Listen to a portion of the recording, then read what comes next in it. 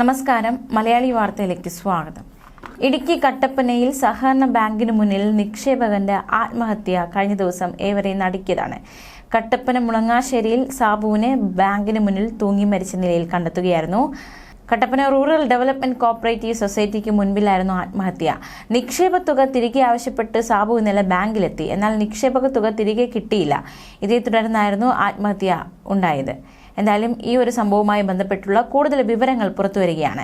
കട്ടപ്പനയിലെ സഹകരണ ബാങ്ക് മുൻ president V R Saji ആത്മഹത്യ ചെയ്ത നിക്ഷേപകൻ സാബുവിനെ ഭീഷണിപ്പെടുത്തുന്ന ഫോൺ സന്ദേശം പുറത്തു വന്നിരിക്കുകയാണ്. CPM മുൻ കട്ടപ്പന ഏരിയ സെക്രട്ടറിയാണ് വി ആർ സജി. താൻ ബാങ്കിൽ പണം ചോദിച്ചെത്തിയപ്പോൾ ബാങ്ക് ജീവനക്കാരൻ ബിനോയ് പിടിച്ചു തള്ളിയെന്ന് ആത്മഹത്യ ചെയ്ത സാബു ഫോൺ സംഭാഷണത്തിലൂടെ വ്യക്തമാക്കിയിട്ടുണ്ട്. താൻ തിരിച്ചാക്രമിച്ചെന്ന് പറഞ്ഞ് പ്രശ്നമുണ്ടാക്കുകയാണ് എന്നും ഇദ്ദേഹം പറഞ്ഞു. ഈ മാസത്തെ പണത്തിൽ പകുതി നൽകിയിട്ട് ജീവനക്കാരനെ ഉപദ്രവിക്കേണ്ട കാര്യം എന്തെന്നാണ് സജി തിരിച്ചു ചോദിക്കുന്നത്. വിഷയം മാറ്റാൻ നോക്കേണ്ടെന്നും അടി വാങ്ങിക്കേണ്ട സമയം കഴിഞ്ഞെന്നും പറഞ്ഞ സജി പണി മനസ്സിലാക്കി തരാമെന്ന് സാബുവിനെ ഭീഷണിപ്പെടുത്തി.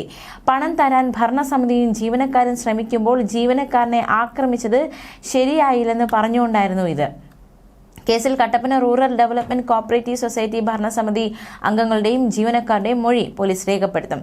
സാബു ബാങ്കിലെത്തിയ സമയത്ത് CCTV ദൃശ്യങ്ങളടക്കം പോലീസ് ശേഖരിക്കുകയും ചെയ്തിട്ടുണ്ട്. അന്വേഷണ സംഘം ഇത് വിശദമായി CCTV ദൃശ്യങ്ങൾ പരിശോധിക്കുകയും ചെയ്യും.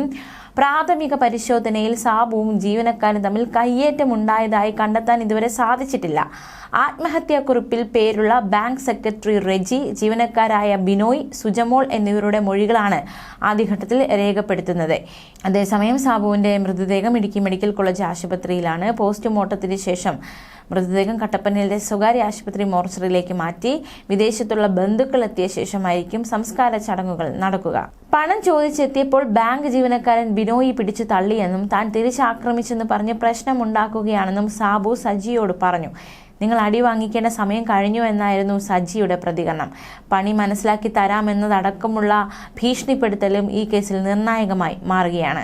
CPM നിയന്ത്രണത്തിലുള്ള കട്ടപ്പന റൂറൽ ഡെവലപ്മെന്റ് കോഓപ്പറേറ്റീവ് സൊസൈറ്റിക്ക് മുന്നിലാണ് സാബുവിനെ തൂങ്ങി മരിച്ച നിലയിൽ കണ്ടത്. നിക്ഷേപക തുക തിരികെ ആവശ്യപ്പെട്ട് സാബു വ്യാഴാഴ്ച ബാങ്കിലെത്തി. സാബുവിന് 25 ലക്ഷത്തോളം രൂപ നിക്ഷേപമുണ്ട്.